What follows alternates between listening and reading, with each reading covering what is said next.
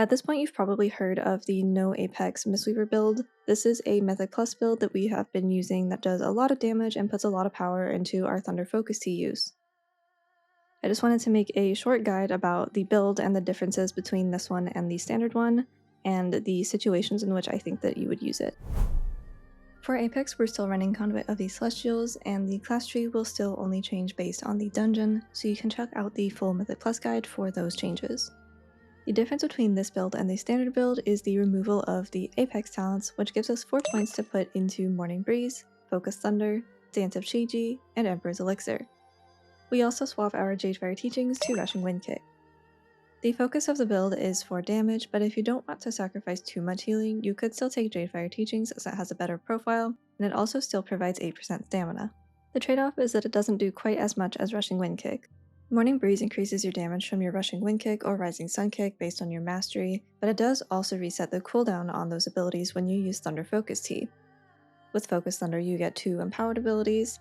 Both of these should be used with your Rushing Wind Kick or your Rising Sun Kick, whichever you're talented into. And with Emperor's Elixir, you get Jadefire Stomp with your Rising Sun Kicks.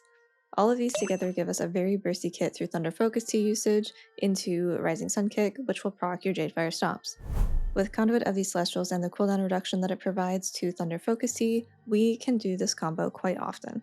On top of the damage from Rising Sun Kick or Rushing Wind Kick, as well as procs of Dance of Chi-Ji, this is a full damage build and does quite a bit overall, especially for a healer.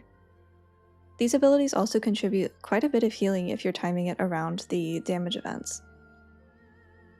The main gameplay changes are pretty much always using Thunder Focus Tea with Rising Sun Kick for the big Jadefire Stomp damage, as well as the healing that it provides through Ancient Teachings. If you're running Rushing Wind Kick, you are going to be sacrificing a lot of your maintenance healing through Jadefire Teachings, but your Renewing Mist uptime should still be good because of Rapid Diffusion. With Dance of Chi-Ji, you will use a proc for damage and healing even on a single target, so if you ever see someone spinning on an individual target, it's probably because of their Dance of Chi-Ji proc. As far as similarities go between the builds, the use of Shaylin's Gift as both an AoE heal and a spot heal remains the same, as it is our primary casted spell. All of our cooldowns like Revival, Celestial Conduit, Life Cocoon remain the same, and you should be using Rushing Wind Kick or Rising Sun Kick on cooldown for both builds. The bulk of your gameplay is the same, and most of your healing is still going to be coming from your Way of the Crane. This is just kind of the nature of Mythic Plus, and given that most things are multiple targets, and with our current damage and healing threshold, Spinning Crane Kick is still a good button press most of the time. If you're taking Jadefire Teachings over Rushing Wind Kick, your Ancient Teachings is going to be higher overall on your breakdown, but should still be behind Way of the Crane. Then you're going to have a bunch of small percents of things like Chi-Ji, Shaylin's Gift, Renewing Mist, and all of those other smaller maintenance items. Damage-wise, your Jadefire Stomp should be on top, followed closely by your Spinning Crane Kick, and then your Rushing Wind Kick or Rising Sun Kick, and again, everything else that is smaller like your Tiger Palm and your Blackout Kick, those are going to make up a very small percent of your breakdown. Overall, I find this build really fun.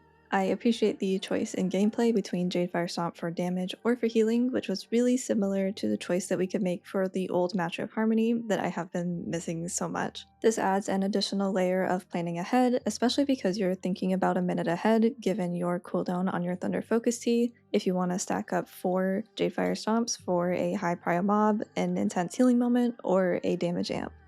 I don't know how far this build will be able to go in terms of key level. With current tuning, I'm thinking you could get to 18-19 with it before swapping to something more centered around burst healing and Shaylin's Gift, but I would love to be wrong and have this build be the one that we play all the time. My current plan is to just play this for as long as possible because I do really enjoy the playstyle, but there is a chance that we will have to swap at a higher end. So play this build as far as you can, and then swap when you start to get uncomfortable. We may end up playing Spirit Font in higher keys with Peaceful Mending, but we will see how it shakes out as the season progresses and we get more tuning.